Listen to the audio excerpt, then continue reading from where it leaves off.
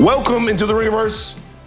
This is, of course, the Ringers Nexus podcast feed for all things fandom. We are Steve, the architect, Ahlman, the builder and tinkerer of things. We are Jomi, the explainer, Adeniran. You got questions, he's got answers. We are Coke, Baby, Chuck. Oh, excuse me. Why am I doing Charles first? Charles always goes last. I am Old Man Van, he of the receding hairline. Coke, Baby, Chuck. 24 karat closer. Together we are known as the Midnight Boys. Follow us on socials: Insta, Twitter, Facebook, and TikTok. Save Jomi's job. Jomi? Guys, we're getting real popular right now. Okay. Socials are blowing up with our content. And it's mainly people arguing back and forth. Is stuff racist? Yes or no? There's a lot of that. Up. I think we probably shouldn't have put that on fucking I mean, the numbers is going up. Numbers is going up. People are saying that I fucked up, saying Chris Tucker was out of pocket. It's you know, man, it's a lot of that. But all I see is the numbers keep climbing. So hey, for me, I'm missing this because I'm not on TikTok. People are saying that we got it wrong. I just saw how many views it had, and I was like, all right. I'm pretty sure the comment was not the white guy saying what racism is, but it's people. Yeah, that was people wild beefing. when you did that. It's a lot. Yeah. What do you mean? Why we did that, brother? No, I'm saying that was wild when motherfuckers are loving the draft. It feels like absolutely. You just can't read the comments. That's the thing. Yeah. You can't go to. You can't. Yeah, don't go too deep on that. We're on YouTube. Like, comment, subscribe, share. You can watch every Midnight Boys and House of R episode on youtube.com/@Ringerverse. And also on Spotify. Programmer reminders. Yesterday, the House of R gave their thoughts on the Ballerina and the John Wick franchise. And tomorrow, the House of R will give their summer hype meter. This Friday, Min Edition is back to talk about How to Train Your Dragon and the newest Predator film. Yes, indeed. It's good that we know what they're covering so that we'll know what we can't cover. Oh. But on today's show, we're talking about our reactions to Ballerina. Now, look, you guys, we have to say something real quick. We are doing this podcast remote. If you're watching right now, we're doing it remote. As everyone knows, our offices are in downtown Los Angeles. And if you've been following the news at all, you know that there are ongoing protests against ICE raids that have happened here in the Southern California, LA area that have made downtown Los Angeles, as deemed by Mayor Bass, an area of unlawful assembly, which means we can't go to where we work and record. There's also a curfew there that I think is enacted. It starts at 8 a.m., and it goes until maybe like 6 in the morning or something like that. So You mean 8 p.m.? we are not 8 p.m. to 8 a.m. Is that what it is? Yes. Yeah. I So believe so. we're not, it's not that we're not allowed to go down there and work. It's not safe for us and our colleagues to go down there and work. But I will say this. We work in downtown Los Angeles alongside immigrant groups. Very closely. So what is happening, not just people at the Ringer, not just the people in our lives, but there's no way to live and work in Southern California and not work hand in hand with immigrant groups who legitimately make the city go. So even though we can't be there right now and we might not be the direct people that are being targeted by ICE raids or about some of the misinformation that people are getting in the media about this, we are all affected because we live here in Los Angeles. Jomi has lived here his entire life, probably has a better understanding of this than anyone. And far be it from us to start this podcast and not identify why we're not all together in the office, one, and two, how this is affecting people that we live and work with and talk to on a daily basis. So if anybody else wants to say anything before we get into Ballerina, the floor is yours. Beautifully said. Yeah. Fuck ICE. Solidarity with all the brothers and sisters out there on the streets. Like, we feel for you. Solidarity. What? It is fuck ICE. What? It's I mean, not? no. Yeah, no, it is. It is. Absolutely. You said, that was what I was going to say. You took my line. You know, fuck ICE. Yeah, that's where we at, man. You know, ICE is going to immigration hearings. People who are like actually trying to do, when they say, oh, you got to do the process the right way, they are trying to participate in that process, and they're picking them up and they're separating families, and they're similar everywhere. It's vile, it's disgusting, and I'm so proud of my city for standing up against those cowards. You know, those people who, you see people protesting in the streets trying to do their civil rights, right? And they're like, oh no, we got to protect ICE, we got to put them in masks. Tell me why they're doing that, right? Why they feel the government feels the need to protect these like let me chill out. You know what I'm saying? We're trying to have fun. This is a good podcast. You know what I'm saying? Let me not get in my soapbox too crazy. But long story short, it's really 2 words: fuck ICE. That's it. That's where we at, baby. Come on, man. All right. Today's show, reactions to Ballerina, which was way better than I thought it was going to be. Spoiler for the podcast. Whatever. Yeah. We're in it now, baby. We're deep in it, gentlemen. We're in it now. Okay. Now, general spoiler warning for a Ballerina and everything up out of the John Wick universe, guys, because it's real crossover action, the Allen Iverson crossover that happens in this situation. Steve, give it to us now. We're getting ready to talk about John Wick. You're listening to a reaction podcast. The spoilers are coming. Okay. First of all, are we doing a manifest or no? No, right? No manifest. I prepared one, but we don't have to. We don't. Okay, let's hit it. No, we can skip it. Let's skip it. No, what you mean? That's your part. Let's get to the pod. We don't need to do it. Manifest. That's the bit. That's the bit. Oh, you did it now, and now you said no. The manifest, baby. Come on, Chuck. All right, play the fucking music, Steve. All right, here we go.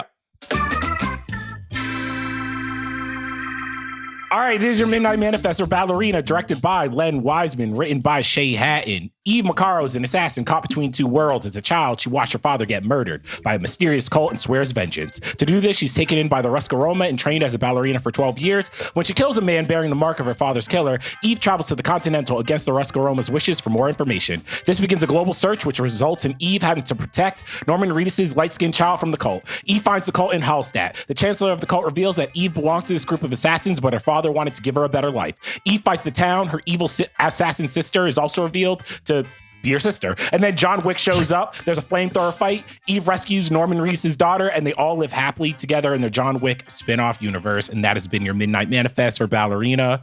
Van, take it away. So going into the movie, I had heard it was good. But then I thought, you know what it means? You know what it means? What does it mean? What does good mean? What does that mean? For the Ballerina, my actual thought was this. How could it be good? There would seemingly be not a lot of avenues for this movie to be good. The reason why I'm saying that is because the film is grounded in the John Wick universe that is completely built around John Wick. Everything about the Wickness is the Wick. I even watched The Continental, which was okay. It was just okay. But without John Wick in his own world, it didn't seem like it could be very good. Not only was this movie good, but it told me how much more I want of the John Wick world and just how capable Ana de Armas is as an action star. I loved the movie. I thought she did a great job. I loved it. It was fucking bonkers. It was amazing. The check cleared. The Lionsgate check cleared today. Here we go again. Oh, shut. Okay. Charles, Right. I swear to Charles, God, if you start. All right, man. Go. It's already started. I It's already started. started. No, just you do watching, it. You watching the Continental on Peacock. You got man. You Well, in the number world, one, bro. I had to watch it because I had to interview the Hughes brother who produced the movie. So we watched it. Plus, me and Kalika like this. But Charles, go ahead. Tell us what you thought about Ballerina. No, it's you. It's you, big dog. No. I'm gonna fucking stab myself in the eye. I've had enough. I really enjoyed the movie. I'm gonna stab myself in the eye. Fuck it. Charles, go. Go ahead, bro. I mean, after this movie, I understood why Tom Cruise and Ana de Armas are in their kind of quasi real, probably not relationship. Because I'm like, damn, 2 blockbusters saved by one really, really dope action sequence in the third act. You know, flamethrowers, hell yeah, great. But shout out to everybody involved in this movie. But I was very bored. I was very bored. Charles, you've never been more wrong. I don't know if you've ever been more wrong on this podcast. See, and you could have said a lot of things, but like being bored is like the Guys, one thing that this movie didn't this do. movie are a lot. I will give you. Okay. No. I will give you the first. Like, so the movie starts, and at least, and I'll be honest, I'm like, man, this is the Black Widow script they threw out, right? Like, yeah, it's this not definitely really. The flashback was crazy. The flashback, I It's was slow to waiting start. for Very them. slow to I was start. waiting for it to start. Right. All right. The dad dies. Cool.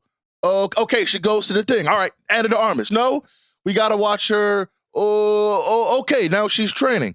Okay. Now she got to kill somebody to prove she's an assassin. We're waiting for the thing to get going, right? But once it gets going, brother, it gets going. I don't mean like boring is not the word. There are a lot of things you could describe the movie. Like, I want to say, you could say it was like there wasn't a lot of plot in there. It was just action. It was, kind of, you could even, if you said lifeless, I'd be like, all right, that's a little weird, but I get it. Boring? It was also lifeless. Yeah, I said the third act was very dope. I like the flamethrowers. There was just, the story is just, it felt like I could tell at one point they were like, we believe in Ana de Armas, we believe in Ballerina. And then John Wick shows up and I'm just like, oh, you guys are just like, we're just making another John Wick movie. Guys. And I was just like, yo, y'all got to pick a side. I think that's a separate entity, I think. But when you're Charles and Hard right now, bro. You're Charles and Hard right now, bro. Guys, it does not seem like the Ballerina set the world on fire. So I don't think I'm the only person who was just like, seems like either this movie was a little too late, had too many reshoots, and they just did not know what they wanted to do with this. Here's the thing. When you say that like a movie feels reshoot heavy or something is weighted down because they clearly didn't have something that they thought that they had in the first pass of this movie, usually that happens when you're seeing the third act of something or when you're seeing something that's winding down. If anything, I feel like, did they reshoot the beginning of this movie? Because that's the actual fat that I could kind of see in this effort here. Because I think the reshoots and the action sequences are all throughout. I just don't think it's the third act. Like some of the story stuff, I do think that it was them trying to kind of like weave together a narrative that would get John Wick and more of the people in the universe more into this. And it just seemed at various points, I was even a little confused because I was like, damn, Ballerina can't even be like dope in her own universe. John Wick was basically just like, you're not even on my fucking level. I was like, God damn. I think we can get into like the power scaling of John Wick, which I think is actually quite fair in this movie. Ana de Armas, I saw her in the Bond film. They needed to let her cook a little bit more. John Wick can't be washing her like that throughout the fucking whole movie. Brother in Christ. It's John Wick. You've had 4 movies to say that this man is Kung Fu Jesus. Like, I'm sorry, she's not beating him. Like, that's fine. I didn't say she needs to that. beat him. She can't, like, they can't tie. We can't have a tie. Probably not. Nah, but I think Keanu is perfectly used in this movie. I'm just so annoyed right now. Like, first of all, she nobody is liked just this hold on. movie. Like, you guys are acting like I'm the only person in the world who did not like this movie. Hey, you got it. This is what I'll say about a couple of these things. Number one, hearing the word story in a John Wick movie is blowing my fucking mind. In the first film, John Wick has one inciting incident where they kill the dog, they kill the dog, they take the car. Beyond that, there was a scene of him driving the car really angrily where you realize he's dealing with that. Other than that, we are going high octane. The story of John Wick 1 doesn't make any sense.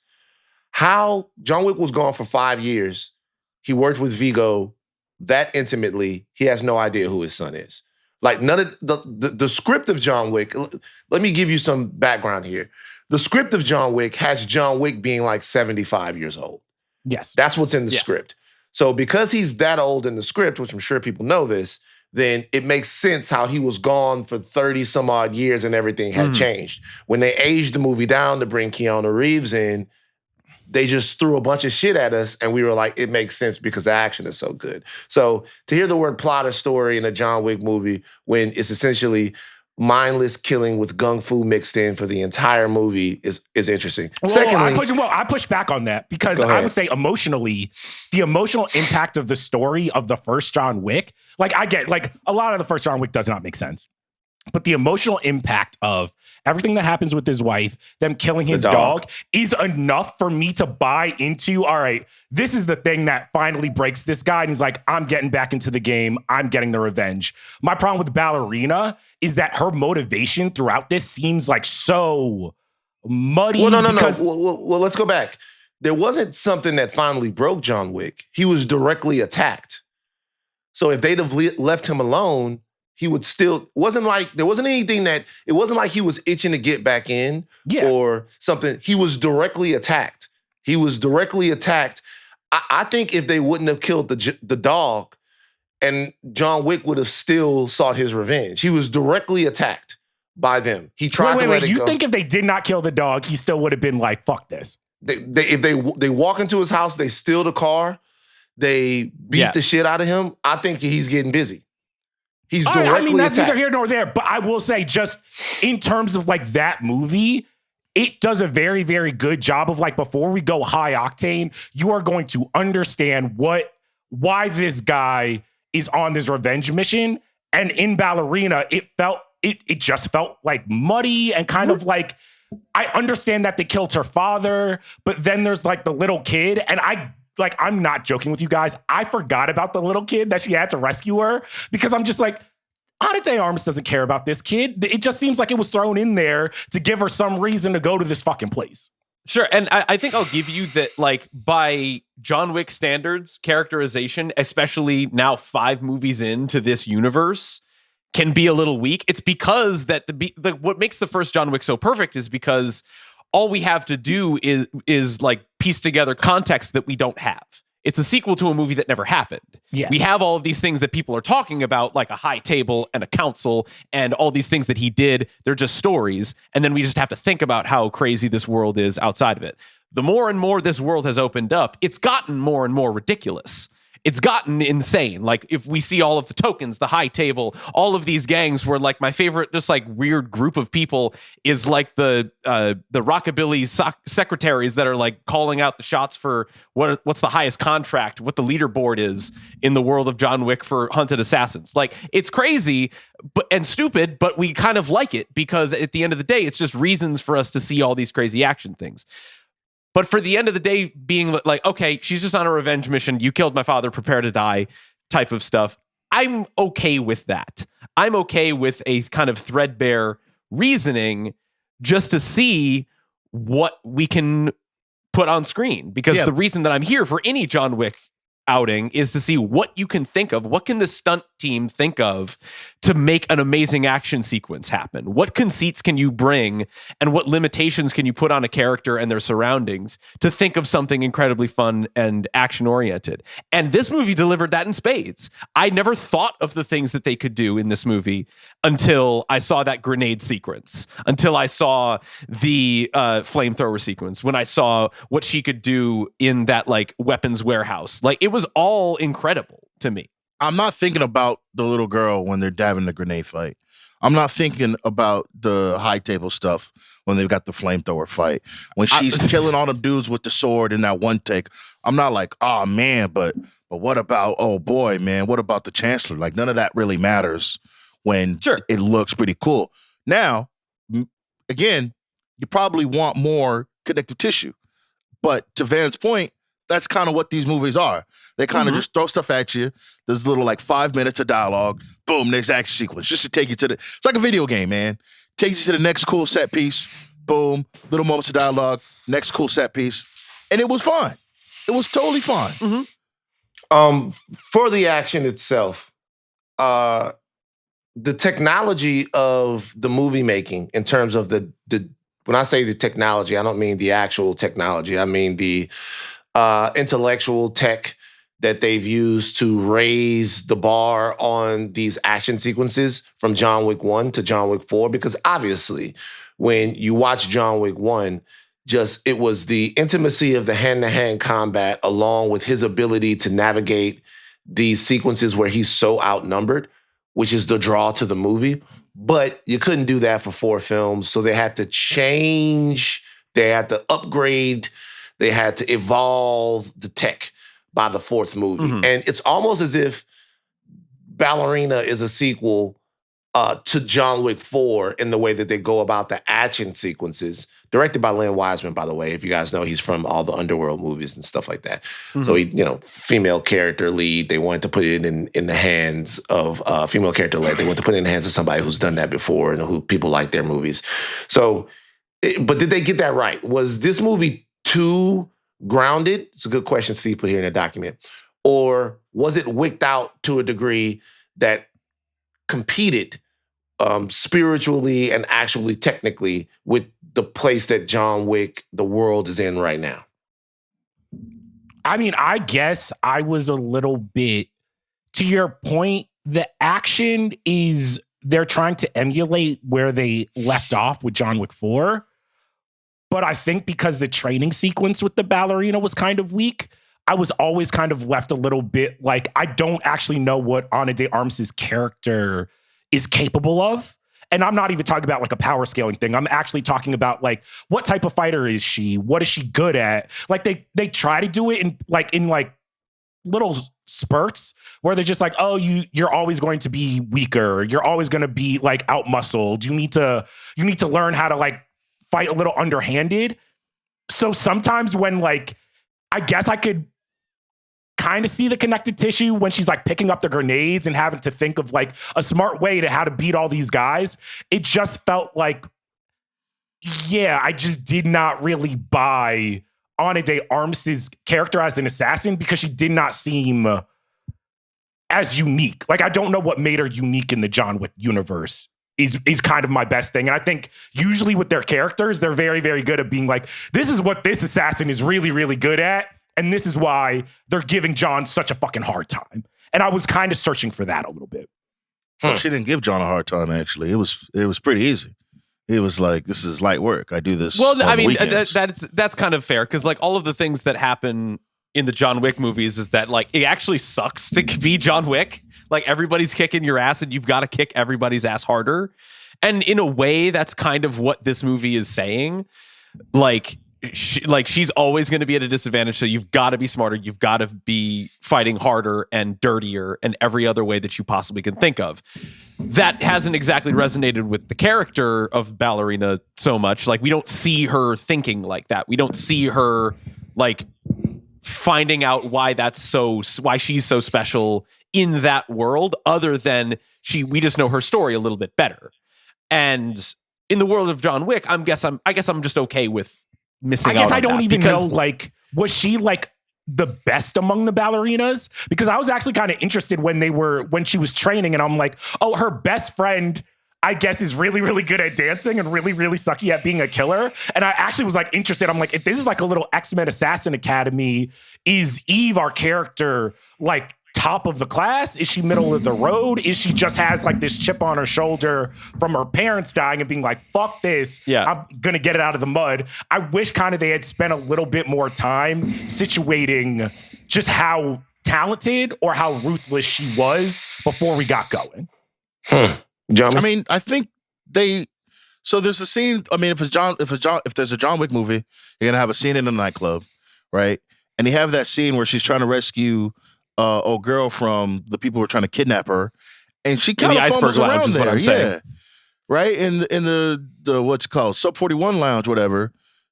She kind of was fumbling around a little bit. It wasn't all the way clean, right? Ultimately, the job got done, but even at the end there, they're like, hey, you did what you had to do, but you got to clean up some stuff, right?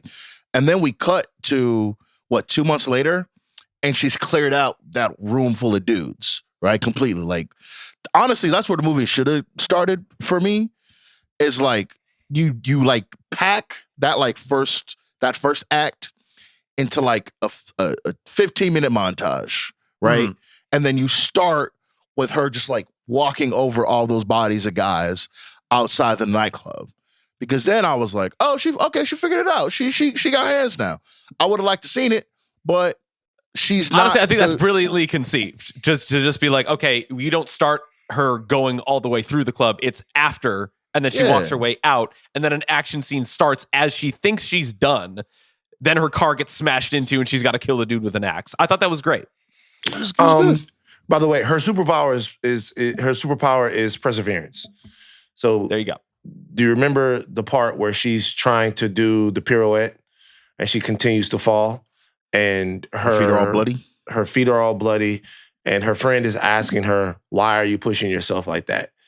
Why are you pushing yourself like this? Like, she's attached to the idea of being able to do something. She's obsessed with the idea of being able to figure something out, which is why she always figures it out.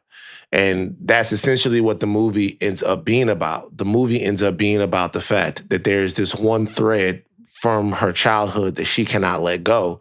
And the fact that she cannot let go overcomes the odds that are up against her. And that's essentially the same thing with John Wick. John Wick is a bad motherfucker, but John Wick should have been dead. Like, as much as John Wick can kill a room of people and clear them out, several times throughout the John Wick franchise, he's had to ask for help. He's leveraged every single relationship he's had from the past. He's called in every single favor he's had from the past. He's played every home game he can play. He's essentially, in order to get his revenge and get out of the life and deal with the next thing, John Wick cashed in every single chip that he possibly could. So it's the single-minded focus that he has, along with obviously some plot armor, but also the character of John Wick, who is essentially a decent person who kills people for a living, if you believe in that, that allows him to get out of all of these scenarios. And with her, she was good at killing. She understood when people gave her the directive of how to get through the next problem. She's fighting with the guy. She's trying to beat him. She can't beat him. And then they say, hey, this is what you have to do. She understands it. And she continues to do it and continues to do it because once she has single-minded focus, she can figure her way out of the situation. Honestly, it's kind of interesting. It's like, I do feel like in the conversation we're having right now, we're asking a lot of questions of her that we never asked of John Wick. Like, we never saw that motherfucker train. Yeah. We never, ever, ever saw him train. They just went, he's the baddest motherfucker in the world, and we went, okay. But here's the thing. I think that's a difference in his story, because when we're introduced to John Wick, it's not just the story of this was the baddest motherfucker and now he's retired. It's playing on our emotions of Keanu Reeves and where he was at in his career and everything that we had watched him in action movies. And I think for Ana de Armas, the thing that like I think a lot of people were going into this movie with is like, okay, she's at the center of the frame. She's leading a franchise. Like, we saw what she could do in that super cool Bond sequence. The movie, I know it sounds unfair, but I think the movie has to do a Batman Begins thing where it's like John Wick is almost doing a Dark Knight Rises thing. And that's why I think it's a little bit different. Because it maybe. So maybe if you're walking into John Wick with the thought that Keanu Reeves is the baddest motherfucker in the world, I didn't have that thought at all. When John Wick came out, you didn't think like, when the first scene of John Wick jumping over that thing and killing all those people happened, I was blown away. I was like, I was blown away. Like, I was like, oh fucking shit. And it really didn't have anything to do with Keanu Reeves. What it had to do with was the filmmaking. Now, if you've seen Hard Boiled and some of these other movies, you were initiated, should I say, or familiar with some of the stuff, like some of the gung fu that you had seen before. It's not like it had never been done. You had seen some of this stuff in some of these other movies in the past. However, the sleekness and the brutal directness of the violence and the enemy elimination in John Wick was a step forward for the action genre. And the reason why I can say that for sure is because they've made so many copycats from the movie going forward. And this film in and of itself is a copycat. So, but like, there's so many of these movies, Mr. Nobody, the one with the guy and the dog, and it was really good. Like, came out like a couple of years ago, where he's up against the Nazis. Sisu. Sisu. Like, all of those films, like you get them all with, this is the wrong motherfucker to fuck with. For some reason, this guy is the guy that you shouldn't have pissed off. And you go now. And it's almost as if kind of, and everybody has a different way of viewing these movies, it's almost as if you either buy the conceit or you don't. If they have to kind of make you believe that she can do all of this stuff, actually, for me, that's just wasting movie, honestly.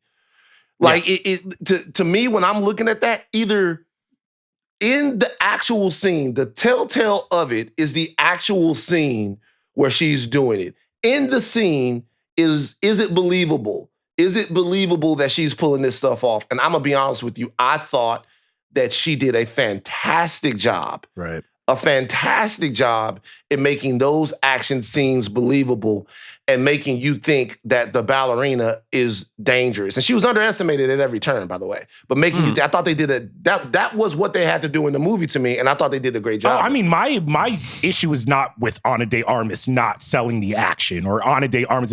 Like, a lot of my stuff is like story, dialogue, just the stuff that like Ana de Armas had nothing to really do. Like, I do think that there is a reason why Chad Stahelski came back to rework the film, because the other thing I think is the issue with this is that I had forgotten so much of John Wick 3.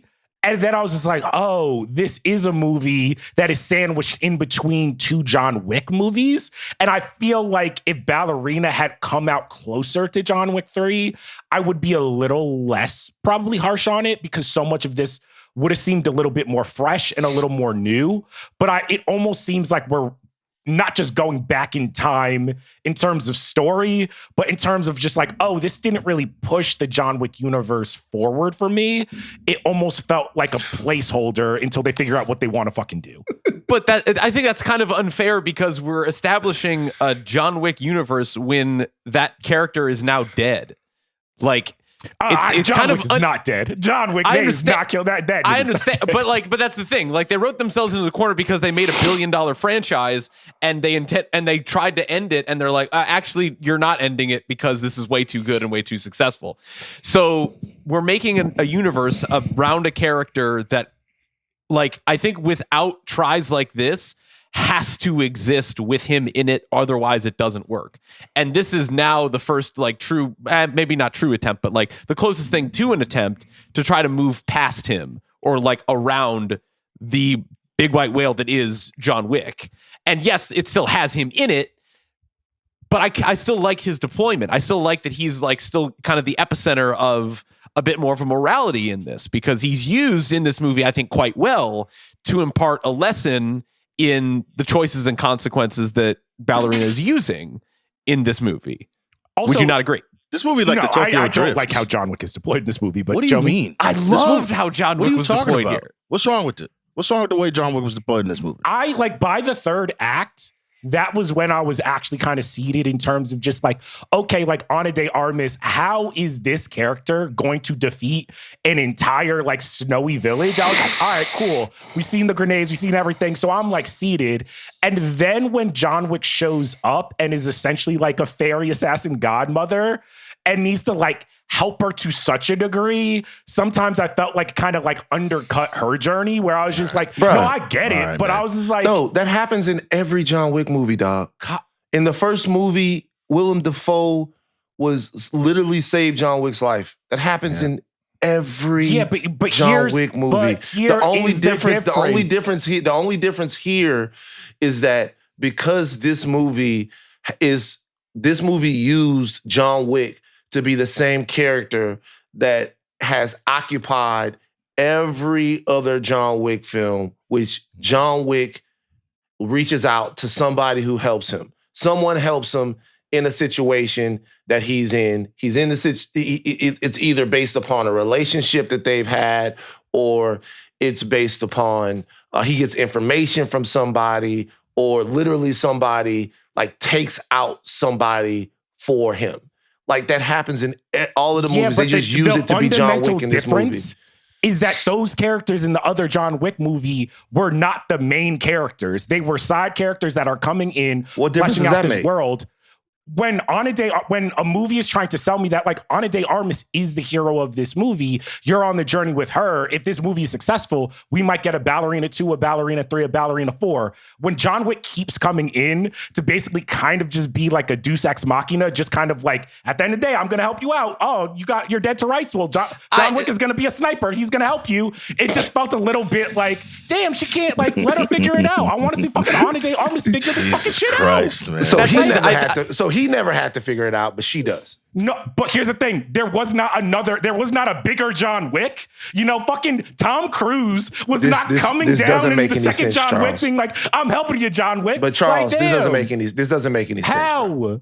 It did because first of all, they used him to amplify the sellability or the marketability of the movie. I get that. But I'm just talking about a story. I'm just telling what I felt watching. But from a story perspective, the fact that John Wick has somebody who kills someone for him, or he has to go to somebody to get a gun. They bring in Halle Berry for a scene. He needs her.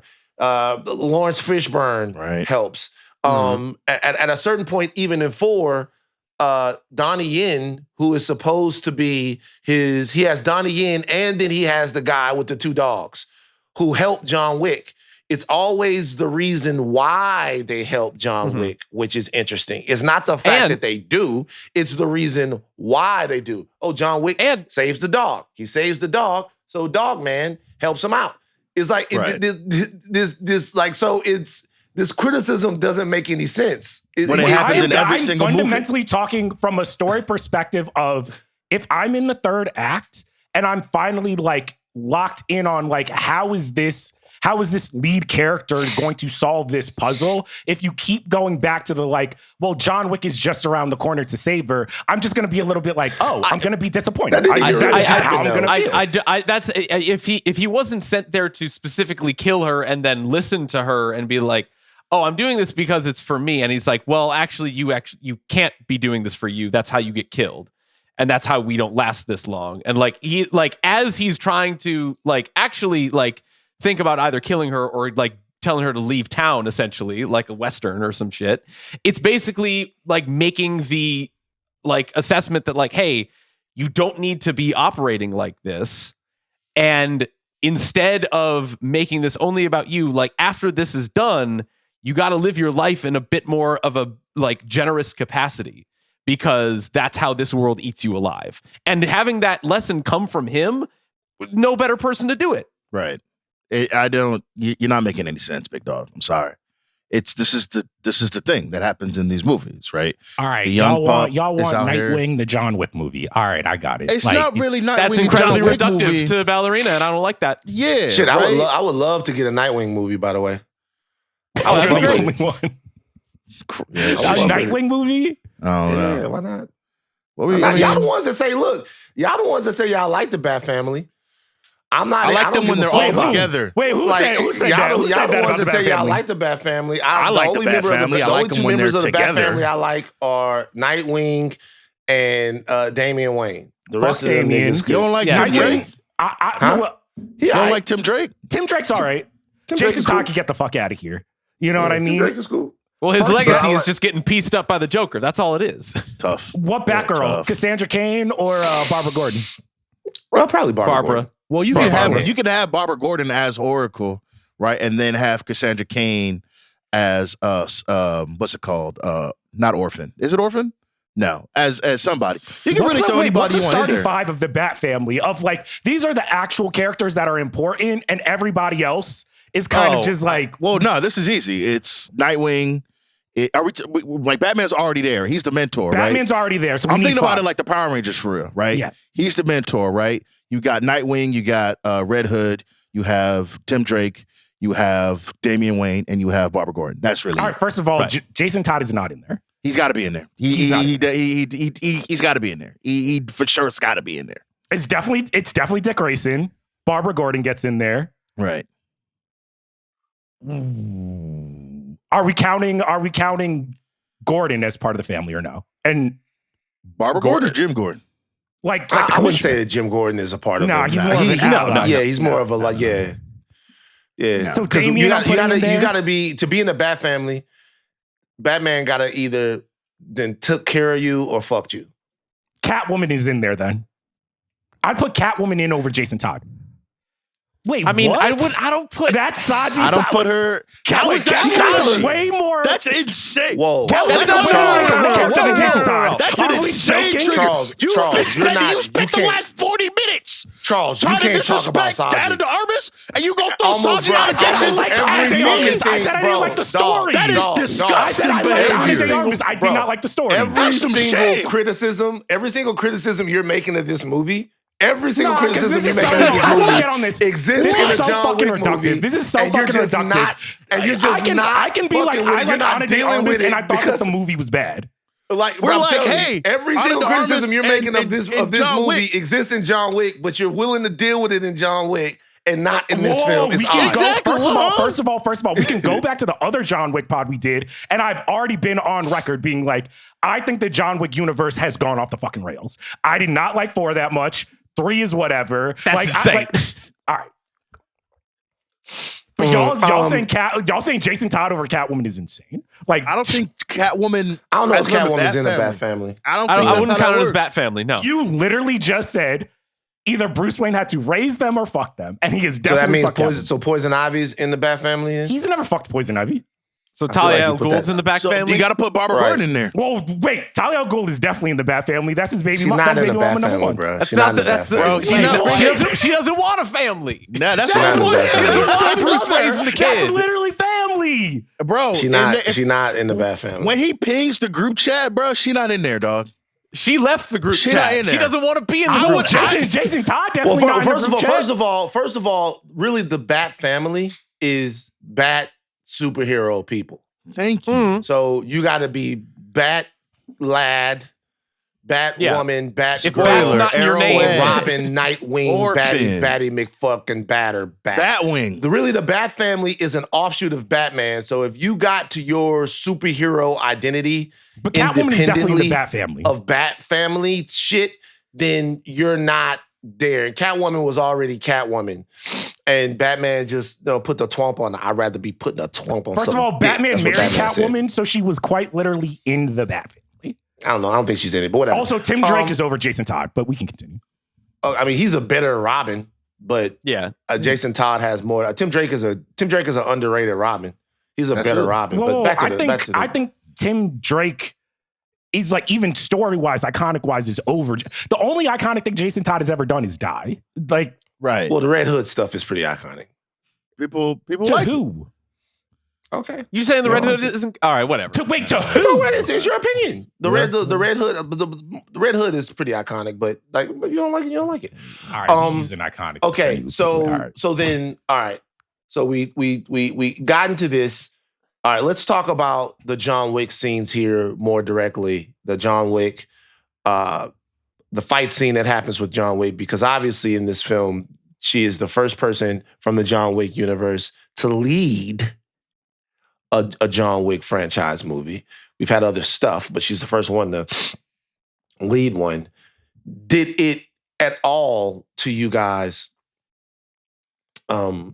decentralize or belittle her character, depower her character to see her go up directly against John Wick and not be able to really land a punch on him? Not really. I mean, it's John Wick. You know, I'm in the No. theater, and I'm like, that's my goat, man. it's not even like a challenge for him, bro. It was light work. You know what I'm saying? It's like LeBron showing up to a high school, prime 2012, 2013 LeBron going to some open gym, just being like, yo, give me the rock. I'm taking y'all to victory, man. Special for me as a John Wick guy. But no, I mean, again, it's John Wick. We know what he can do. We are familiar with his game. And so watching him like just basically toy with her the whole time, right? We talked about the scene after the movie where she throws him into like this wooden wall or whatever, and they both fall. But then like 2 seconds later, he's throwing her on the wall and he's standing up, right? It's just like, it's different levels. I mean, like she's good. She can handle business, but John Wick is that guy. I don't think that's unfair to say, frankly. Yeah. It's this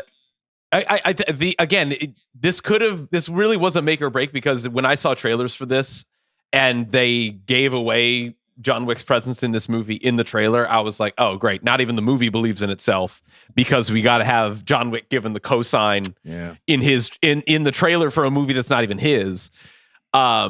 That was very concerning to me. But again, like I think his use is perfect here, because not only in the fight scene is he trying to impart a sort of like ethos or lesson to her. The first time that they meet, he's clearly like a celebrity figure in this world, understandably so.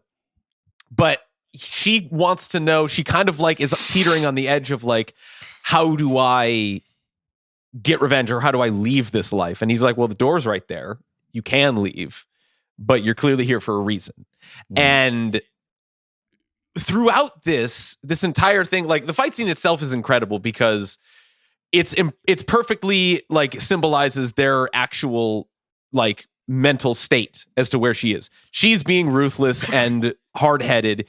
He's trying to be like at least empathetic and listening to her, while still trying to be like, this isn't what you actually want. And we've seen fights like that happen before, where like it's like that cheesy, like you catch the punch with your hand, just like, this isn't you, and they hug or whatever the fuck. Like there's different versions of that happening, and to see it done in such a way where you're just like, okay, like you might have gotten like a punch in, but like, okay, I've got a gun on you, or I've got you on in this hold, or I can like beat you this way. It's great, because we love seeing John Wick. I've grown to really like Ana de Armas' characterization by the end of the movie, and it's illustrated more with this scene. And I think it was great. So then, a large portion of this, because Winston is back, we also see Lance Reddick back. A large portion of this is just how invested you are into the whole lore of the High Table, the group of people that have trained John Wick, who apparently the Ruska, what was it called? The Ruska Romana. Apparently they make the best assassins. Their assassins are the best. They got the best assassins in the whole fucking, they drop in heat. They got the best assassins out there, uncut assassins. But do you still care about that? Do you still care about the coins? Do you still care about the Continental? Do you still care about Winston? Do you still care about, the opening scene where it's her father and he's fighting people off and he's wickish in the way that he can deal with all of these people? He works his way through all of these people and gets his daughter to safety. Are you looking, is there intrigue when you're looking at all of this stuff in terms of what's going to happen next in this world, what the ramifications are for the larger war or wars that could happen between the High Table when they bring in a family that exists sort of in truce with the High Table, but not in form with it? Like they introduce another part of the High Table, but this cult is almost their own High Table. Is any of this stuff intriguing outside of the action of the movie? Did the lore Wick stuff get you to buy into what's happening on screen? No. I think the lore stuff drags this movie down. I never have been that invested in the lore of John Wick. Like, I think like the Continental's cool, the coins are cool, but I think as the movies have gone on, they've leaned on the lore a lot. And it's just, I think they've been trying to like figure out Can the lore sustain a TV show? Can it sustain Ballerina? You know, can Donnie Yen, like, can we give him a movie? And I'm just starting to think the reason people like John Wick is Keanu Reeves first and the action second. And sometimes I just think they might be overcomplicating this shit. Just put fucking Keanu Reeves in these movies. And if he's not in the movies, maybe this shit ain't Star Wars. And I don't think everything needs to be Star Wars. Wow. Fellas? I mean, the lore stuff, I mean, this is something we talked about when we talked about John Wick 4, and, you know, we kind of had this, a little bit of the same convo here, is that the first movie is perfect because they don't tell you nothing. The coins, the whole thing, there's just like, again, this is like a sequel to a movie that we've already seen, right? And in 2 and 3 and 4, they lean heavy on like the high table, like not only just like telling us this stuff, but like explaining what the high table is and why he's got to exchange that coin for a deal and all that stuff. And so, yeah, it's a little bit heavy handed. I think in this one, it's less so, at least after once we get past the training stuff, the only thing that I can recall that's very like lore is the stuff about the Chancellor and his like little group of people. For the most part, it's just like, hey, you need to go here. Boom. Okay. Action set piece. Oh, that was really fun. Talk to somebody that leads you to another place. Right.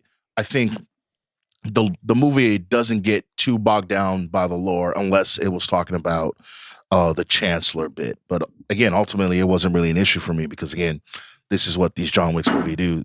They just throw you from action set piece to action set piece with little bits of dialogue that, I mean, if you're not paying attention, I don't know how you're like, oh man, I missed that part. Oh God. Right. But I think it was solid. I think, it's like a John Wick movie. Yep. And again, I think the bigger mistake when it came to like the lore of all of these movies, and I think especially with Ballerina, is as we get further and deeper into this world, we now have a character that is relatively new to it. Like, obviously, she's young and experienced, and she has, she's not uninformed in this world. But this could have served as a pretty good introduction or reintroduction into a world piecemeal to something that is actually bigger. Because with John Wick, it's pretty much from 2 onwards. It's just go, and here's more and more like things heaped onto you and ridiculous things. In the beginning of this movie, I think that they could have actually probably explained those things or introduced the audience into those things a bit more earnestly, so that the characters inside of it could be a bit more believable, because while the world is ridiculous, they're not acting like it is. And I think Ian McShane is probably the best on-ramp to that. He's always been awesome in these movies. And he'll have an occasional bar where, like, I've always remembered when he said it, I think it was like, in times of loss, it's brave to be strong, but it's even braver to be honest. And I was like, what? Okay, where did you come up with that, my guy? I know that the script isn't that smart. And things like that actually keep me hooked into the world that like the Continental has. And I think that being the epicenter of where it is has kind of faded in this, but I think the lore is fine for the most part. I think there's just a version of this movie where, especially with the success of Sinners, like obviously this movie has been in production way longer, that maybe if it was a little less connected to John Wick, like Keanu Reeves is going to be in this movie, he's going to sell tickets. Yeah, but if it's a little bit more Ana de Armas centered, it's a little bit more of an origin story that's not as lore heavy, I think it would be an easier sell to people. Be like, you don't have to watch anything. You could just go into this movie and watch it. And watching this movie, I'm like, oh, you need to have seen a lot of John Wick movies to kind of understand what the fuck is happening. Maybe the first one. No, you have to see the third one. Yeah. I mean, I can't remember. Which is odd. I mean, maybe, but I can't remember the third one. Right? I was like, yeah, he's alive. Yeah, sure. But there's that whole scene where she meets John Wick for the first time that's not really explained. And if you've never seen any John Wick movies or the third John Wick movie, you're just like, wait, why is Keanu Reeves here? Why is he like? Yeah, if you never cared about who Keanu Reeves is or who John Wick is, you're just like, all right, this is just a guy. But I do think there's a version of this movie where I was like, I think it would have been like, I would have enjoyed it more if like John Wick, like if I'd never seen John Wick, I was just like, I'm a fan of Ana de Armas, and I just see Keanu Reeves for the first time get off that train in this. That would be crazy. I'd be like, wait, what the fuck? Like, if they hadn't put him in the trailer, man, and you sitting in the theater, And like, all right, we're gonna watch this John Wick movie with no John Wick. Then he shows up in the you think he has a cameo in the beginning, it's like, all right, whatever. Then he shows up in the snow, bruh. I would have lost it in the theater, man. I would have went crazy. I have a question real quick. Before we're talking about John Wick, I saw a tweet and it was like, who walks out of the bar alive? Right? And it's John Wick, it's Ethan Hunt, it's Jason Bourne, it's Daniel Craig's Bond, and it's the dude from Extraction, Chris Hemsworth. I don't know his name off the top of my head, but it's him. Which one of those Tyler five Rake? guys? Tyler Rake. The fact that you pulled that is insane. But Yeah, it is. Digress. I hate that myself for knowing that. Digress. Well, Chris Hemsworth is dead. Ethan's dead. John Wick is clear in that room. Easy. Is It's Techno 15 playing? minutes. If Ethan's so, dead. it's cooked. Like Extraction guys are dead. Ethan need a budget. Ethan, That's true. Ethan can fight his way out of a room, but Ethan need a budget. Ethan need gadgets. How many Ethan planes really are in don't the got bar? hands like that, How if we're the being literal honest. manifestation of destiny, guys. He's walking out of that Ethan room. was struggling against the Jack dude in Final Reckoning. It's between walking out of that Bourne. It's between Bourne. James is going third because that's not really James is a spy. It's not his thing. James is going third, but the reason why he going third is because he gonna just watch the other guys fight for a little bit because James is Sip a martini.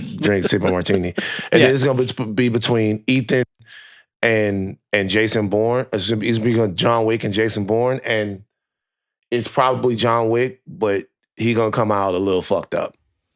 Right. No. If it was a race of jumping through windows in fucking buildings and doing parkour, Yeah. Jason Bourne got it. How many Burj Khalifas are in that bar? Whoa.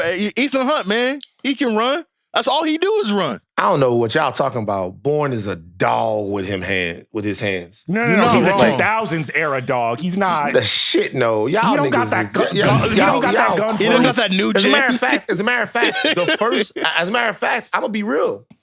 The John Wick actually is stealing Jason Bourne's swag because This the is first true. person to use the pencil Right? in Yeah. in a fight and to grab the pencil and use the pencil in a fight against another multinational assassin. We talking Yeah. about like for real assassin. God, the hardest shit was when he pulled that out of his hand. Oh, that was so the great. first person Yeah, to that's great. walk around and use the actual pen pencil was Jason Bourne. With a John Wick pencil. fucking him. John Wick probably gonna get him in the end. Seal. I got Ethan Hunt at 7.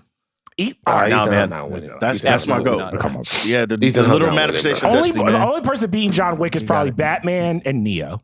Okay. Well, I mean, Neo but is- that's the- Neo is like John He's Wick. Superman. Will What do beat, you John do? Wick will beat Neo ass in the real world. He'll fuck Yeah, clean he over won't. Neo. No, he won't. He's a computer Yes, he will. programmer. Are you What are you nuts? talking about? Like John Fucking Wick. Neo in- is fucking Jesus by the end of the fucking third. in that's the right. He real did have the world. I'm talking blindfold about on in He the had the real blindfold world. on. He was doing all the fucking my shit, God. bro. He fucking over Neo. Neo a hoe. Like Neo. From you, Van. What? All right, man. Now y'all wild. You wildin'. You wildin'. Neo's You guys. So let me tell y'all something about Neo. See, you guys aren't up on the lore. Okay. All right, yeah. Okay, Turn you're is my doing this goal. again, man. Okay, Not doing I'm just letting you know Let's get that to the something. only reason Yeah, why come on, Neo man. exists is because he is a critical mass of all the anomalies that existed inside Sure. the Yes, he Matrix is. prior. 7 to cycles of that. Zion, et cetera, et 7 cetera. How do I hit cycles of fast Zion, forward right? on this So podcast? outside of he's a normal guy. 1.5x. Yeah, He's type a- 2 he'll speed. get Type kicked in 2 his speed. nuts and fucked up. He's a normal guy. He could probably fight a little bit. They probably got they jog or something in Zion. Right. But let's get to it. Action we gotta cut everything. We can't say shit. Action sequences. Grenade scene. There's a I loved scene it. in the gun shop Oh my featuring God. the use of grenades. Let me tell you something I loved about this. What I was more interested in this movie was whether or not the movie would be able to subvert the John Wick universe enough for it to exist on its own. Mhm. And I thought it was cool when they were going to play one of the hits and give us a whole, this is what you want. Gun shop This is the scene. suit. All the whole gun shop thing. I thought that was cool. But then the fact that in the middle of it, there was an attack that pulled us out of that comfortability, I thought was a genius move by the screenwriter and the director. And I thought Yeah. that the grenade scene was fucking nuts. Literally doing the Iron Man 2 with War Machine and Justin Hammer bit out of nowhere, boom. And I'm sitting in theater again because it's been a lot of gunplay so far, and I'm like, all right, man, what are you doing? She starts looking at guns. I'm like, yo, pick a gun, dog. Those like her pulling the pins and the stuff blowing up around her, but killing everybody else. Like when she closes the door on that dude with the grenade back boom. there, and it boom. I'm literally like sitting in the theater. I'm like, oh no, they're cooking right now. Yeah. Which, by the way, I love the architecture of that fight because apparently it's just a maze full of tool sheds. Like it's you go underground. into one tool shed and then it's another tool shed. It's underground. I was legitimately like, okay, grenades is an interesting choice, and it paid off in spades. I thought that scene was exceptional. And talking about like other action sequences. Well, not an action sequence. Well, it is an action sequence, but part of the movie that I loved is when she's at the little cult place, and she goes to the restaurant and they start shooting whatever, and they're shooting that girl, and the gun is under some dishes, and it turns into a Looney Tunes bit for They're like just 30 smashing seconds. plates on each They're other. just smashing plates on each other, looking for the gun, man. Like that's good, man. Like it's a moment of cannot say levity. that's cinema. There's a moment of levity in there with like all the action that I thought was just inventive and fun. You know, like it's different from all the little pew pew pew pew that we're seeing all the stuff. Like that's a little goofy, but I enjoyed it. I thought like that moment specifically was something that we don't see in these type of movies as often as we should. Like I've never seen a scene in any movie where only grenades were used as weapons. She's looking around at all of the different guns that she has, and either the guns don't have any ammo, and so she then has to use only grenades. It made me think back to the days of playing like GoldenEye or playing one of those other games. And so we just rocket launchers, just grenades. Yeah. I was like, hey, bro, okay, cool. You want to do that? Just slaps then. I got our job. Like it made me, it harkened back to all of that. And it made you have to get a little bit creative with the way the kills were going to happen and the combat was going to happen because she just had grenades to work with. And it's so like, I think that's where the actual capital F filmmaking comes in here, because the way that these fight scenes are articulated in almost pretty much all of the John Wick movies, and this one is no different. You actually kind of, there's like some character insight with either how they fight, how they think, how they conceive of ways to work a weapon or incorporate some sort of restriction that the movie has on themselves. And then you kind of learn like things within that action scene. And that's how some of the best action scenes are. If you think about like some of the best Jackie Chan fight scenes and the things that like are like hindering him, or Rush Hour, of course, that very, very good movie. Like the best Jackie Chan scenes are things that like highlight somebody's personality while also informing and entertaining. And I think that grenade scene does it very well. I think the flamethrower scene is incredible with a way of like actually kind of like showing how she fight and her tenacity. All of that is good. And the way that the film, again, subverts those things, that interruption that you spoke of, Van, that happens like 2 other times in things that we either think that we're safe or think that the movie is going to go one way and then it completely swerves. When the realization happens that it's the whole damn town when she's in the restaurant happens. Fantastic. Like it's like it was brilliant because you actually like the movie fools you for like a good 10 minutes to think that like this town is normal, and then more people keep showing up, and then you realize you're like, oh fuck, she's surrounded. She's not getting out of this place. And I think that's the actual value that I really, really love about these movies. And it's why I could never knock this. The flamethrower fight, man. Bro, there's like they were 2 really parts. doing that shit. There's 2 parts, right? There's like flamethrower versus flamethrower, which was cool as hell. Like I can't imagine they had Ana de Armas like actually shoot a flamethrower for real. That seems like really dangerous to have your lead actress like doing that. But you know, Tom Cruise is jumping off planes, right? Like so at this point, anything's possible. You know. Incredible scene, just like the, again, capital F filmmaking, like the little spirals, man, like how close up, like the entire thing was just, you were right there, you know what I mean? And then when she's out of gas with her flamethrower and she uses the fire hose and it's like out there in Water the snow, versus fire. water versus fire. Amazing. It just looked incredible. It was just honestly like just awesome to watch. And you can tell that there's some reference to the Dragon's Breath shotgun scene from because John Wick 4 because they're shooting from the shooting it sky. from over top. And so they know just how much the audience ate up that scene. And they're giving you that dark room, natural forces against each other, being illuminated by the weaponry, and you're seeing it from over top is fantastic. It Also, really was shout awesome. out to those stunt performers. Those dudes were literally getting lit up, On Like- fire, bro. like not even a little bit, like absolutely doused in fire, and That's that great. was just incredible to see. How do we feel about the opening fight scene? With Dad Duke getting from busy. Umbrella Academy. Yeah, Yeah, it didn't really have the juice. No. I liked it. No. By the I comparison literally to was the rest like, of the that's movie, not no. John Wick. That's also the problem with these movies, and it's not just the problem with Ballerina. I'm out on all the John Wick ripoffs. Like, even in universe, I'm like, this nigga not getting busy like John Wick. Like, he got that's pieced up.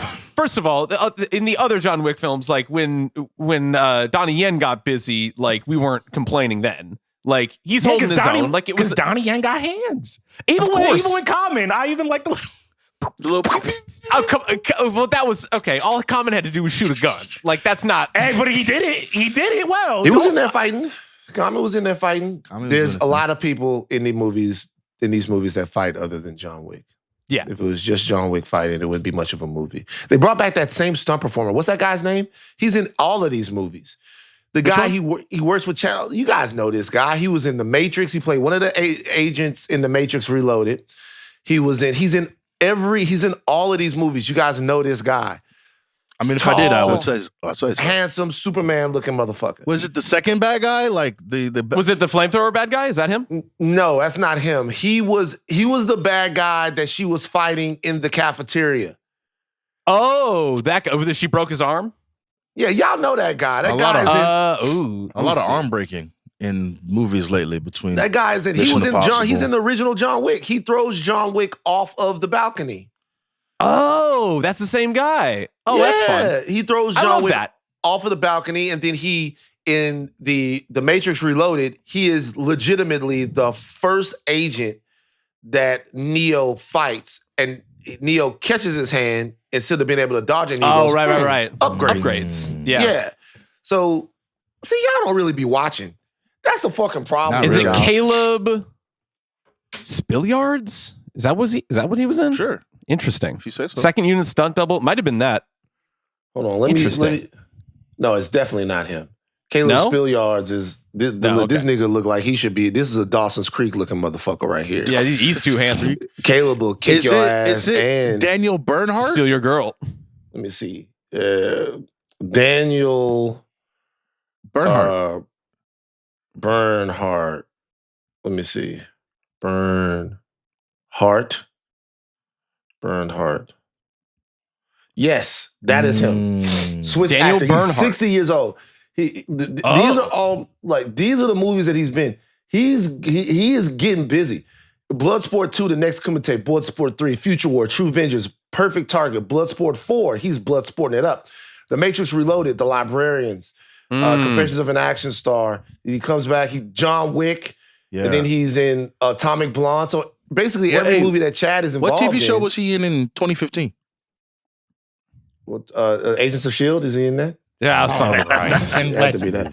He's Birds God of damn it, Prey. Jomi. He's Right. So all of these movies, Nobody, The Matrix Reloaded, Extraction Yeah, 2, yeah. The Killer's Game. He's Locked around. in. So as soon as I see him, I go, wow, here Like, comes we a got good some good action stuff. scene. Mm-hmm. Here comes a good fucking action scene. And he shows up in this one. And I'm like, he's right there. I'm like, good for him. Although he shows up in this, it's not listed on his filmography. So am I sure that I saw him or did I just no, put him in the movie? he's labeled as scarred-eyed assassin. right. Yeah. in did I John put him- Wick. Yeah. That sounds like a Wu-Tang Clan Ballerina. member's name. Scarred Eyes Assassin. Scarred Eyes Assassin. Scarred Eyes Assassin. Perpendicular to the square. All right. So then, what about the ice skates fight on the ice? Oh man, grim, just real tough. Man, I don't like seeing that stuff, man. Like with stuff that like I could like. It's one thing with guns and flamethrowers because grenades. I'm never gonna see that. I stay away from places like that. But I might visited an ice skating rink once or twice in my life. That's spooky. It's one of my irrational fears, having played hockey for as long as I have, that like getting a skate to the. Yeah, I played hockey for a very long time. No, I'm not. Steve looked like a hockey playing motherfucker, so I'm not surprised. Left wing. I was the only lefty on my team. What do you do on the rink? What's your position? Left wing. I was the only left-handed striker on my team. So then what does the left wing do? Left wing is basically like the left side of the rink is in charge of like offense. So like he would like basically take the left side of the court and then like protect left side of the court. Court rink. It's been like 15 years since I played hockey, but like I played it for another 15. But yeah, so I was left wing. I was a terrible offensive player, but I was good on defense. All right. Give me 3 beers. I knew exactly what that meant. Yeah. Give me 3. Exactly what that meant. Nah, that's dope though. That's dope. Did you ever execute a check? Did you check someone? Oh my God. Checked? Yeah. I clotheslined a kid. It was bad. Shit. Wow. I went to the penalty box for like half the game. It was bad. I was in fights. Oh, penalty box. Hey Steve, what was the moment where you looked around? How long were you in the box for? Oh. As long as I needed to be. Oh, damn. Hey, yo, Steve, where was the moment when you looked around and said, "Nah, that's not for me, man. I'm not." It was probably after I got into that bad fight. Like I wasn't fighting that much, but when I got into my first like real hockey fight, I was like, man, this is you threw the gloves down. Hold on, Steve. Yeah, I'm trying not to put the drive on you, but you're making it hard, bro. So you did. I'm too nice. I understand. You did on the court. All right, I let it go with a mild joke. Now you saying the nigga whooped your motherfucking ass and made you retire from hockey. I didn't say that. Wait, what was this child's name? That's what you just said. How tall? Give us the specs. How tall was he? What race? Like he was.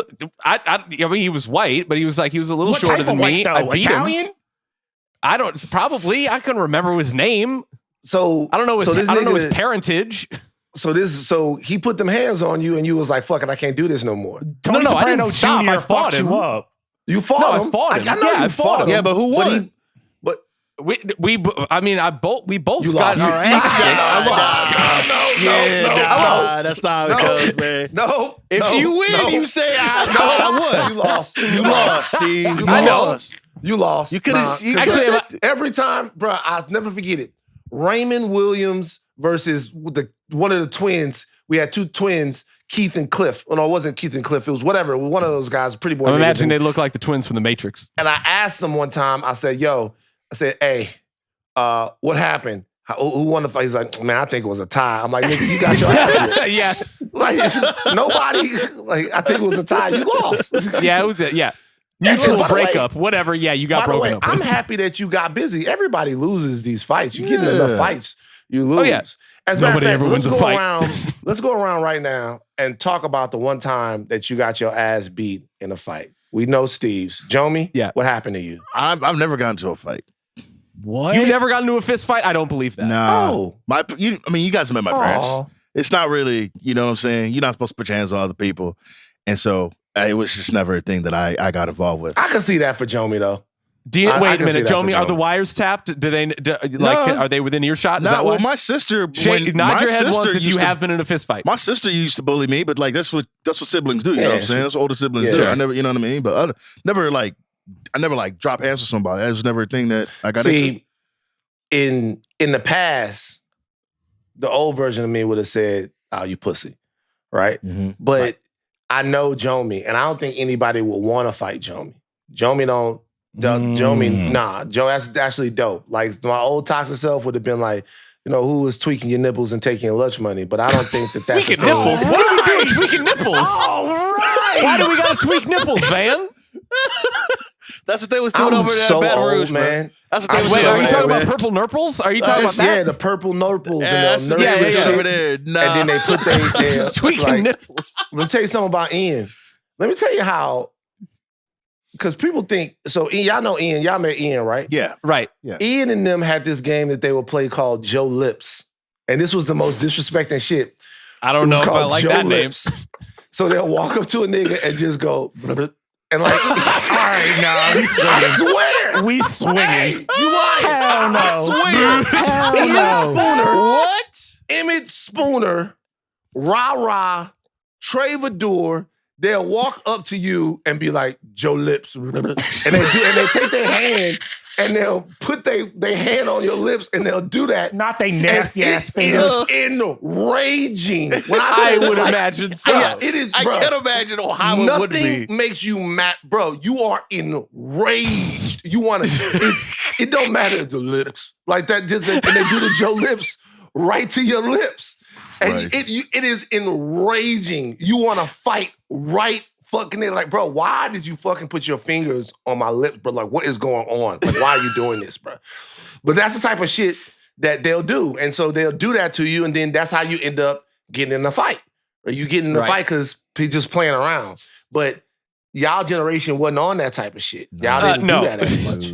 Y'all wasn't Nah. doing the Joe Lips. Getting We're your, not playing getting your Joe ass Lips. kicked is a rite of passage because once it happens once, you just like, damn, innocence lost. Like, I'm like, I always Right, gotta yeah. be on guard. And that's why I said I was just like, man, I got to think about Nah, this. after I 'cause got don't my wanna be ass doing whooped for the this. first time, I was just like, damn, I learned my lesson. Always got to swing first. Don't even matter. Like, you can't wait. Like, if When you stand know up, it's, you just when you gotta know swing it's first. gonna happen, just get off. When Yeah. if with the moment, free game for everybody that's out there. The moment you know that it's gonna happen, I'm gonna have a fight. Just get off. Get off. Get the swing off. Just- That was just my get first off. fight Like- that I lost. I was just like, he got you, gotta, first. you Like, gotta start on the you didn't front think. foot. Nah, because even when you get off, now there's a chance that you get off and if you get off on me, I'm still gonna bust your motherfucking ass. But All right, sure. There's a chance that you get off and you still got your ass beat, but you still gonna be in a better position aesthetically if you get off first. But if you don't have to fight, then don't Right. fight. but you want to know what the most enraging thing is? Like when a wily kid who you know really couldn't fight would get off first, like he'd throw the first punch and then he'd start running around the cafeteria. It'd make the other kids so mad because he'd just Yeah. have to chase that nigga all around. We was laughing. So I'm Yeah. just like, I was one of them motherfuckers. I'm like, I'm gonna hit you. I'm But you just couldn't gonna run run away. Yeah, in Baton Rouge, you was gonna have to get it. In Baton Rouge, it just wasn't gonna happen. You was gonna have to get off. You was gonna have to get something was gonna happen. You was gonna have to fight somebody like at some point. Like something was gonna happen. But that's interesting. It's an interesting situation. We gonna, you know what, Jomi? Yeah. We gonna start hanging out in places. We gonna start going to like Chargers Absolutely. games or Raiders we'll games. start playing going Joe to Lips. Raiders games. And we gonna make Jomi play Joe Lips with 10 people at random just to break Jomi's cherry No, let's on a just fist it'll be fight. easier. Let's go to Glendale Bring the Galleria. cameras, Just play, too. you know, just What's up, everybody? My name's Jomi Adeniran. This is the Joe Lips Challenge. And then Joe Lips. Joe That's Lips challenge great content. is Joe Lips crazy. The Joe Lips challenge It's for Jomi. crazy. We that gonna also do- sounds nuts. The Joe Lips Yeah. challenge sounds nuts. Wait, Yeah. bruh, Hey, yo. if we actually did the video where Jomi just does the Joe Lips to Challenge? people, doing Joe Lips to Oh people, my God. and then No, this is seeing my who we can follow-up get to question. fight. Is Jomi allowed to like tag anyone in? Or if he's Yeah. getting like fucking Bruh, like pieced bruh. up, we just gotta be like, Nope. As soon as the fight starts, I'm jumping in. Like, Right. 100%. Like, as soon as a nigga I will act be like he about vertical to in hit the air. Jomi, as soon like a nigga act like he about to hit Jomi, I'm jumping in. 1,000%. A million percent. It's like, nah, you gonna get.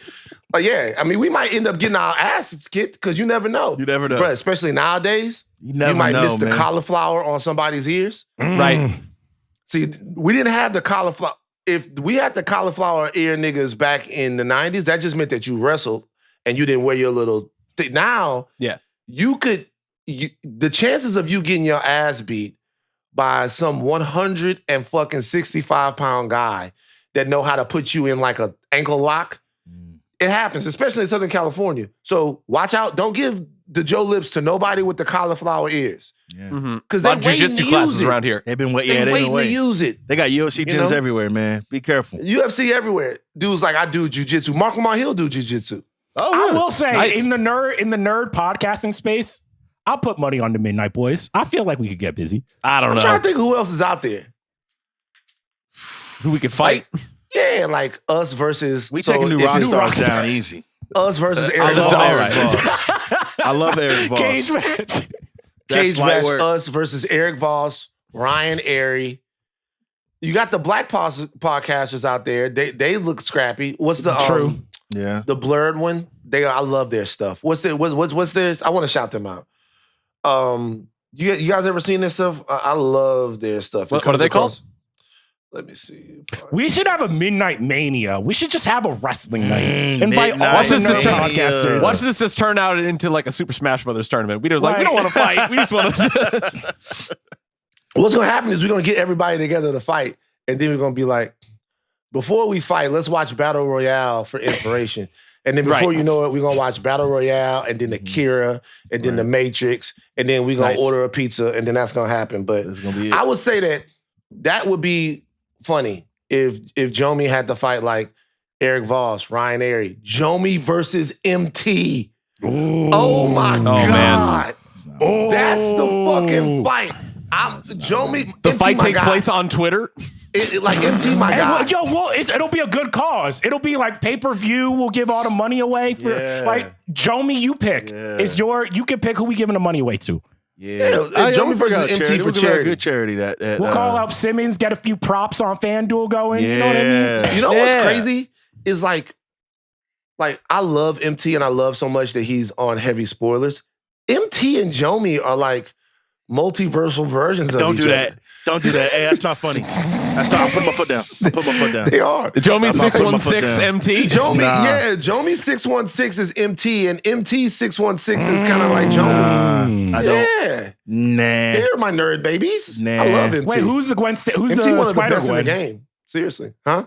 Who's the Spider Gwen? Because you'd be Spider Punk, Jomi. Oh yeah, that's true. Hobie. Wow. Tough. Boy, let me tell y'all something. That went on a tangent that I didn't expect, but that Joe Lips got me thinking back. Can we please give this a Midnight Meter ranking, please? Y'all ain't never seen Joe Lips, bro. No. Joe Lips again. I know wish to. Fucking. They had another game they used to play too, but that game was sexual assault. That all right. It was. Oh. It wasn't against women, but they would walk up to you and go. That doesn't make it better. And go, That's what? not bad. Wait. That's not. They would walk up to you and do what? Ian Spooner. I'm gonna say his full name. They had a game that they would play called Meat. Now, what would you do during meat? It was Joe Lips. Okay. But it was for meat. Okay. And Explain they it. would walk up and they would just smack you on your balls or smack you on your shit. Just go meat. And like, it was go meat. Yeah, he's getting cut. Joe He's getting Lips. cut. You can't be doing this. You can't be doing this. You can't be This doing this. absolutely stays. I This promise. is getting cut. I can't be never doing did this. it. I never did Joe Lips and I never did meat. I used to call it Wait, out did you there. get meated though? Yeah, I got meated one time. I got meated one time. That's crazy. And so what, bro? I got meated one time. It was Emmett. It was Ian's big brother. And the nigga had to put his foot down. Nigga had to put his foot down. I'm not gonna lie. Hey, yo, I'm chat, not gonna clip lie. that. Clip that. Jarvis jorking y'all a bit. can say whatever y'all want to say. The reality is, it fucking happened. I'm not gonna fucking lie to the people. I don't come on here and lie to the people. Emmett did get me one time, and I got what the fuck? Emmett was like my big brother. I'm like, hey, bro, clearly. don't fucking touch my foot. Hey, bro, what the fuck, dog? Like you get. Emmett was like my big brother though. It's they not had funny. Joe It's Lips. not funny. It's not funny. They had No. Joe Lips not funny. and they had meat. And then the Joe Lips. It's not funny. And the funny thing was, the way they would say it when they would do it, they would walk up to you, Joe Lips. And then they would, your shit would do like, Why is he saying it like? that's how he would say it. And your shit would do like this. And then niggas would be super pissed off. And then after the nigga would leave and they wouldn't fight, this is really bullying. Bullying, we sexual would be like- harassment. It's like We'd be like, hey, bro, why would you let him put why would you let Joe Lips, bro? He put his hand in your mouth. You gotta do something. And then you had the nigga bugging nigga This head up. You had to explains fight. so much about you, Van. You and Yo, your friends are the we most learned a lot toxic today. We learned a motherfuckers lot alive. today. Jeez, I got meated is insane. I'm gonna be real with y'all. Seriously, the fact that y'all can remember, I've had so many fights. Like so many I fights. can It's remember like, all of mine because I've only had like 2 or 3. it's like a different time in Baton Rouge. You just had a fight. You can And actually so- tell our ages by how many fights we've been in, because I've been in like Probably, three. yeah. It's so many fights, to the point to where I get older and I'm like, you know what? I haven't fought as much. Let me start boxing again. Let me get back in the gym that's- so my hands work. I mean, the thing. I mean, But that's how it fucks with you. They talk like you feel about- like you need to fight when you don't. they talk about New Orleans a little bit. Like you don't want to mess with folks like at all over there.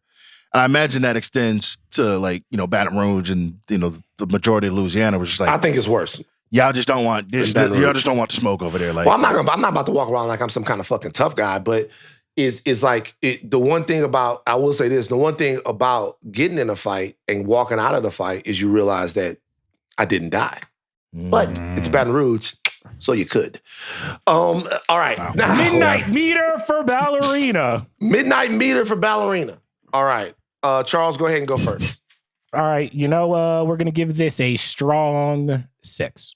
Strong 6. Okay, that's higher Honestly, than I that's thought it higher would than be. I thought. Yeah. Mid boys. I'm gonna give it an 8. I had a lot of fun in this movie. I did not walking into the theater. I was not enthused. I was not excited.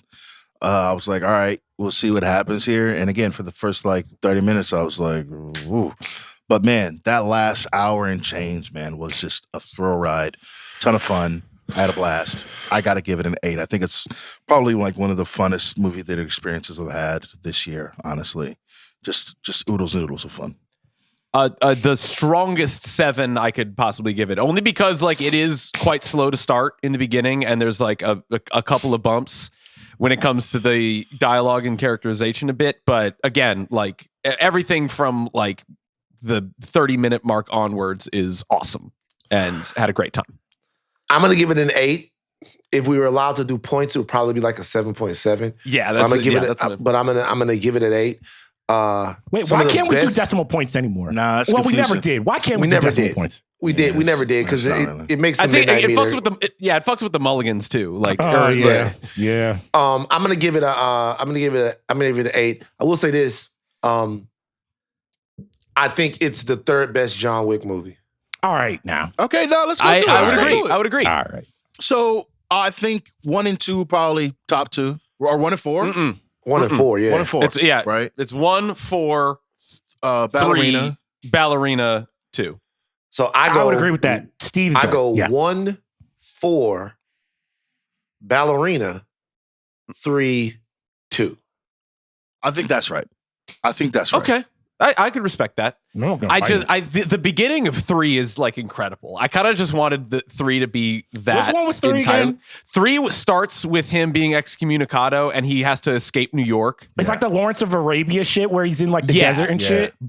But to me, the beginning of 3 is like probably one of the most perfect sequences in John Wick ever, because it's just him going through buildings in New York with different assassin gangs. Right. And I He's just gotta wanted get that like movie to stitched up, right? And Yeah. he's only got till midnight before he's like excommunicado. I And wanted that so- to be the whole movie. I wanted that to be like the Warriors. And I which just, like- NBA player is in that? Bojan Oh, shit. Marmanovic. Yes. Yeah. Oh yeah, Yeah. at the library. Yeah. Yeah, Boban. yeah, yeah. Sorry, Boban. Yeah, Boban Yeah. Marmanovic. Yeah. And when I he's- will and when say he's- they should. Every action movie, I feel like, should include just like one NBA basketball player to get fucked up. Who should come I like out it. in John Wick 5? I think it should be Uh, Wembanyama.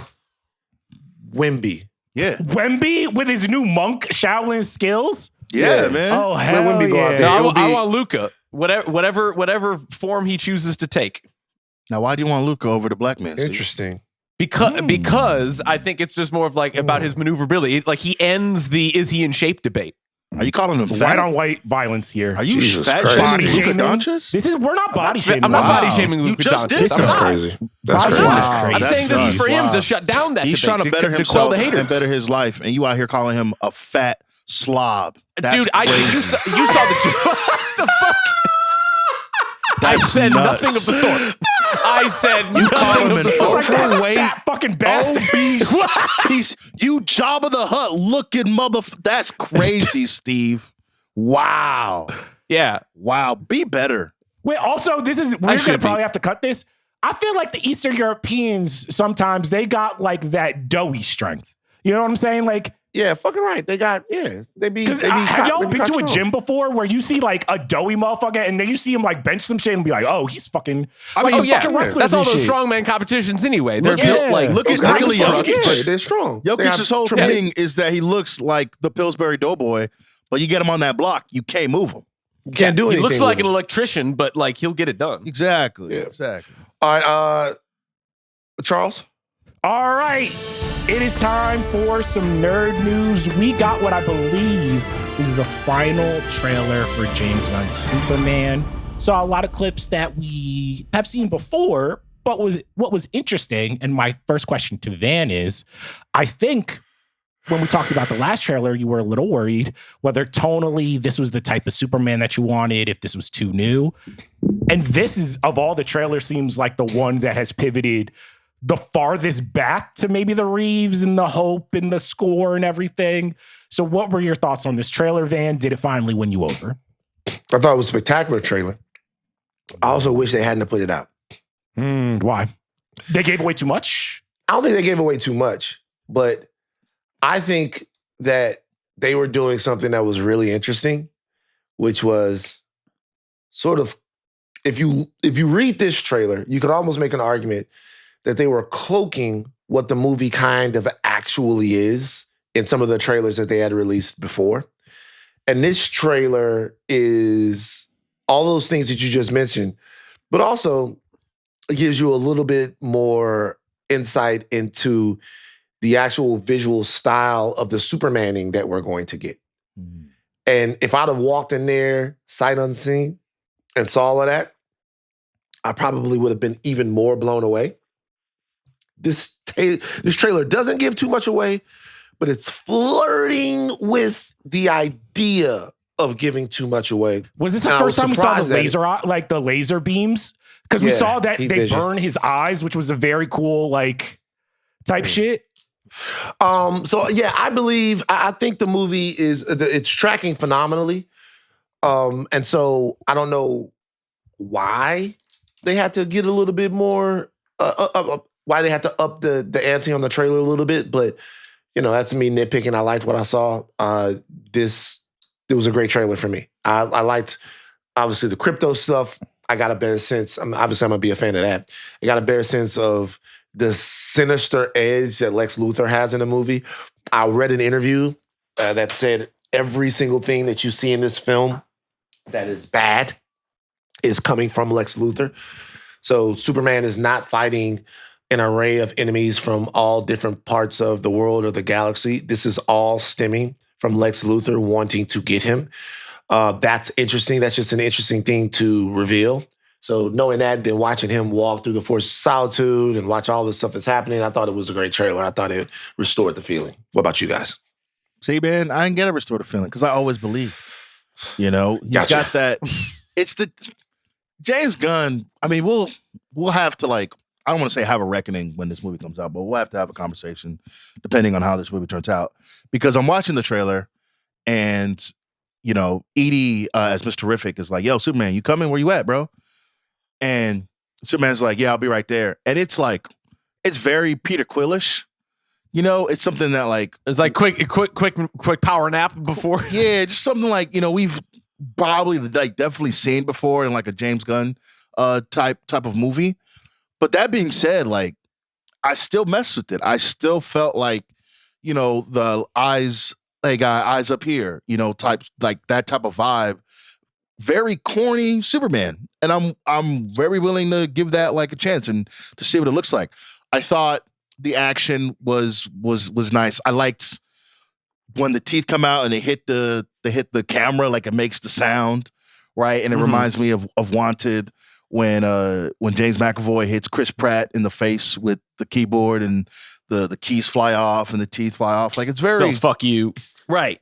It's very stuff I've definitely seen in other stuff before, but packaged like this, I want to see more. I want to see how the entire movie goes. To again Van's point, him fighting, we haven't seen any of that, right? They showed in this trailer specifically, they showed us a ton of him getting busy. And what they haven't before. And so I'm really excited to see what that looks like on screen in a month. Literally in 30 days. I'm again. I like it. I've never really liked this much. To Van's point about showing a bit too much, it's flirting with a bit too much for me. Only because, like, I've kind of bumped on James Gunn's visual style in a vacuum. Like, to me, it's never read that well in trailers. Like, the flying still looked weird and awkward, but I know that, like, that is likely going to be of a piece to where if I see a shot like that in a vacuum, it looks odd. But if it's in a sequence where we're seeing that kind of flight, it works. And I know that these trailers are, like, engineered to show the most visually popping and, like, most, like, exciting things that they're allowed to show to not give away too much of the movie. And again, I like what I'm seeing. It's showing a lot. It has a lot more confidence in a trailer like this, and it makes me all that more excited for the movie. Chuck? At this point, my excitement for Superman isn't gonna, like, be hit one way. Isn't gonna go one way versus the other. I just think the movie is gonna be what the movie is. I'm excited to see it. I do agree with Steve. There's some wonky stuff in this trailer, just in terms of, like, visually, where I'm like, I'm going to wait to pass judgment until I see the whole thing. There was just a couple times where I'm like, damn, this is starting to look like The Flash. But same cinematographer. I know. I trust me, I know. So It's like, I don't think it's going to make the movie terrible. There was just a couple scenes, Steve, we're probably talking about some of the same scenes where Superman is flying, or maybe some of the kaiju shit, where I'm a little like, might be a little bit too much dip on the visual. But again, I'm like, I need to see this as a piece, because this is like, I know that that's passing too much judgment already, because, like, I'm sure that an action sequence by James Gunn, we all know that he can do a great action scene, and we all know that he can do great movie making. Like, but again, it's just the isolation of those things. Like, I think the only, like, trailer that I loved of James Gunn's was, like, maybe the third Guardians trailer and the first Guardians trailer. And I've, like, re-looked at all the trailers that they've cut since. Granted, that was, like, mostly cut by Marvel themselves, and Gunn didn't have that much control over the things that he would want to show. But knowing that these are the things that he likes to show, I get it. I get the things that he is good at, and I know the things that he is like, visually salivating for to make in a Superman film. And this is definitely what I would like to expect and see. But again, I definitely want to see the whole thing. Still very excited. All right. Well, there you go. Like, it's a trailer. We got different animals. And then we saw Lois Lane driving the bus. Lois is, I'm so happy to see Lois like this. This is, like, biblically accurate Lois. What face are you making? Biblically accurate. Yes. Why were you doing biblically? Takes no shit. When she was making fun of Guy Gardner's haircut in that one clip, I'm like, that's perfect. I want to see Guy. I'm so excited for Guy Gardner. Guy look like he about to be a motherfucker. Yeah. He looks Guy fucking MAGA Gardner. You know, he looks like... What? Yeah, no, he's not wrong. You're not wrong. He's not wrong. You're not wrong. Like, I'm wondering if Mr. Terrific is gonna, got to pop off. Be like... Get out of my face. Yeah, don't talk to me. Don't call me homie. Yeah, like, you know what I'm saying? Got to. Don't call me brother. Get out of here. It's Mr. Terrific. It's Mr. Terrific to you. All right, we out of here. That's a wrap. This Friday Mid Edition is back to talk about How to Train Your Dragon and the newest Predator film. Our producers in the Salt Factory are Steve Ahlman, Aleya, Jomi, and Adeniran on socials. # Joe Lips Challenge. Can't wait for it, Jomi. Okay, that's got to be racist. Jomi, if you really want to... See, you always talk about getting the socials boosted and getting the... If you go, hey, I'm Jomi Adeniran from the Ringverse. We're here at the Glendale Galleria, and today we want to know what's up with them lips. What's up with them lips? What's up with the lips? We'll work on the copy there. Let's go to what type of fucking porno is that? What's up with them lips? What's up with? And then you go around doing the Joe Lips challenge to people? No, I don't think that's gonna work out, champ. I got to be honest with you. Joe Lips challenge. I wonder what would happen. What do you think would happen? Well, we're about to find out. We're gonna end up on ABC 7, 6 p.m. Breaking news. It's probably illegal. A man got shanked. It's probably illegal. Jesus Christ. Additional go production. Touch people's faces. Additional production from Arjuna Ramgopowell. Chuck, take us out. We're excited for Superman. John Wick can't be beat. Protect your lips and especially your meat. Goodness gracious.